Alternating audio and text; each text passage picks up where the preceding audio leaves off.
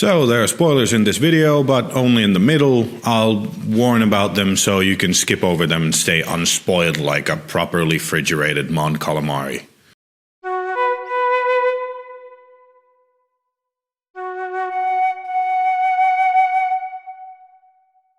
Despite me saying just a few weeks ago that I don't care about the solo movie, a Star Wars solo story, I went and saw it. It was passable. The first 2/3 were kind of a mess, but the last third was pretty okay. If I were to give it a score, which I won't, it would be something like 2.5 stars out of 5 stars, but I'm not scoring it.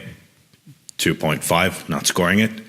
Disney's Lucasfilm Presents Solo, a Star Wars intellectual property presentation, hasn't come out everywhere yet at the time of this filming, but the response is already a mixed bag. It sits at 70% at Rotten Tomatoes right now, which tells us nothing.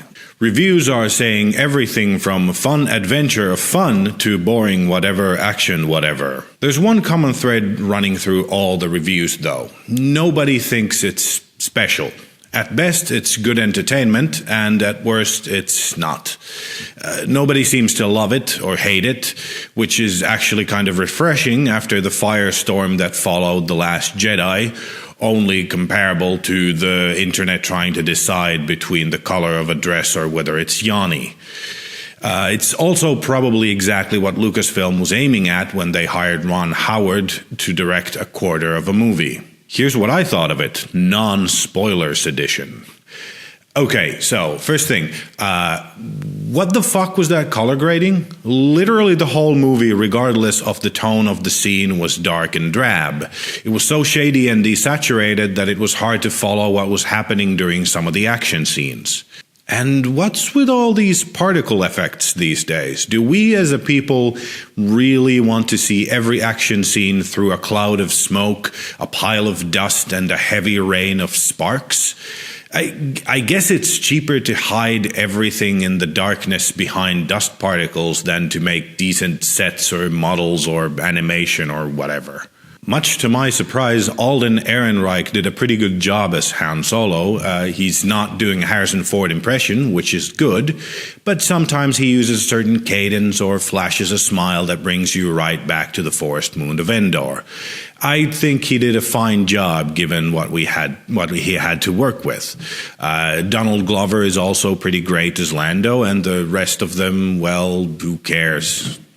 In terms of writing and direction and all that, it was kind of a mess.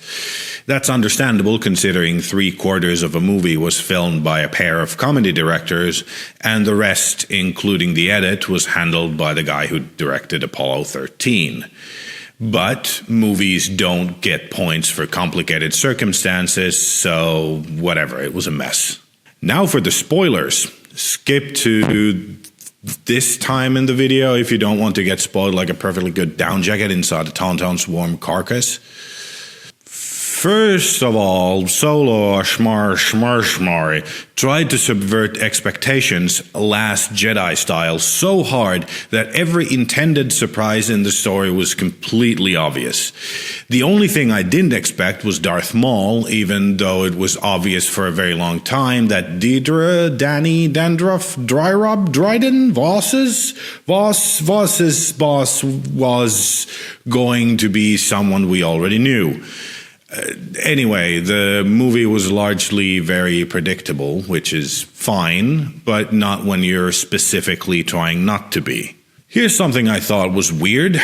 So, on Kessel, when a bunch of shit is happening at the same time, Chewbacca sees some Wookiee slaves in the mines and pauses his mission to free his skin. The droid L3 also sees her kind being enslaved and frees them in the control room or whatever. They literally cut back and forth between two intelligent non-human characters freeing their kind from enslavement. However, Chewie's actions and Han's support for him are portrayed as heroic and played completely seriously, while L3's actions are played as a joke. I found that a little jarring. L3 was played as a joke for the whole time, which is why when she died, I felt nothing. Even Lando brushed it off in like 30 seconds. What else? Oh, my prediction is that there's going to be an Obi-Wan movie and Darth Maul will be the antagonist, with Emilia Clarke reprising her role as what's-her-face. Kira? Oh, and Han shot first. I can hear Disney executives going, Han shot first, did you see that, fans? Fans, did you? Please like us. That's enough spoiler talk. Welcome back, person who didn't see the movie yet, but it is for some reason watching this video, as if my opinion made a difference to your watching decision. In short, Solo, the Han Solo story, or How I Learned to Stop Worrying and Love the Falcon, doesn't know what it is supposed to be. Is it an adventure movie? Sure, but it's weirdly dark for one, like literally dark. Is it funny? At times, sure. Sometimes it's really serious too, and it never really finds a balance between the two. Jokes are made at the expense of emotional sincerity, not in support of it.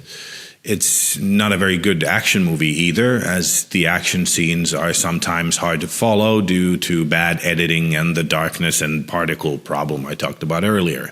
Is it a drama then? Yeah, fuck no. Pretty much any attempt at emotion falls completely flat because none of the characters get an arc, establish strong bonds with each other, or grow as people.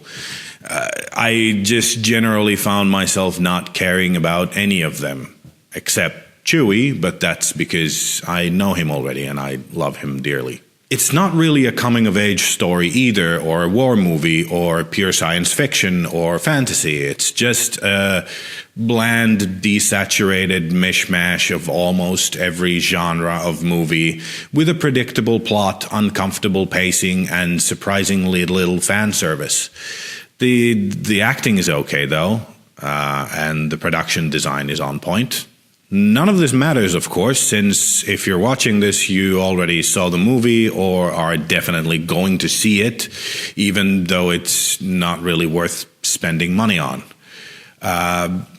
We'll both see the next one too, because that's who we are.